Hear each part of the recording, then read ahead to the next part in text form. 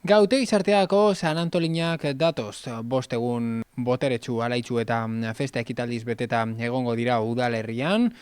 Eguenetik hasita Martitxeneraino. Eguenean paia txapelketa izango da, sari banaketak, bakarrizketa eta jolas ezberdinekaz. Kontzertuak be ez dira falta izango, Lukiek, Mirua eta JK Erromeria zein DJ Gorriontsu eta Lastanagaz alaituko da gaua. Barikuan, hartie dantzataldiek, emonaldia egingo dau, txupinazua baino harinago, fronteniz txapelketako finalak egongo dira, eta txapela braba zein Lapraste Romeria kontzertuek giroa alaituko dabe gabaz. Zapatuan, tabernazarre egune izango da, tortilla txapelketa, sari banaketa, herri baskaria, musika saioa, Joseina Etxebarriagaz, eta mozorro lehiaketean egongo dira. Aurtengo gaia munduko kulturak izango dira.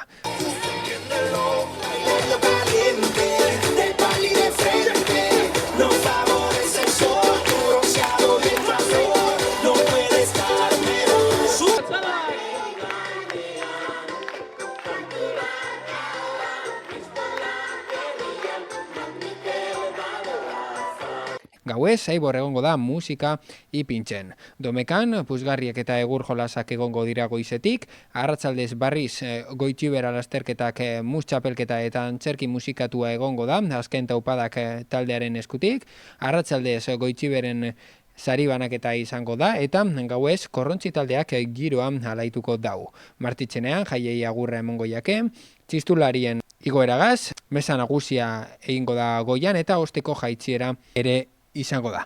Apar jaia eta trikitilariak egongo dira, eta arratsaldean pelota jaialdia zein txokolata da izango dira protagonista. Pelotan umeak eta profesionalak arituko dira. Azken honek, Alberdi bigarrena, Morga Etxebarriarekin, De La Fuente eta Eskuzaren aurka arituko dira.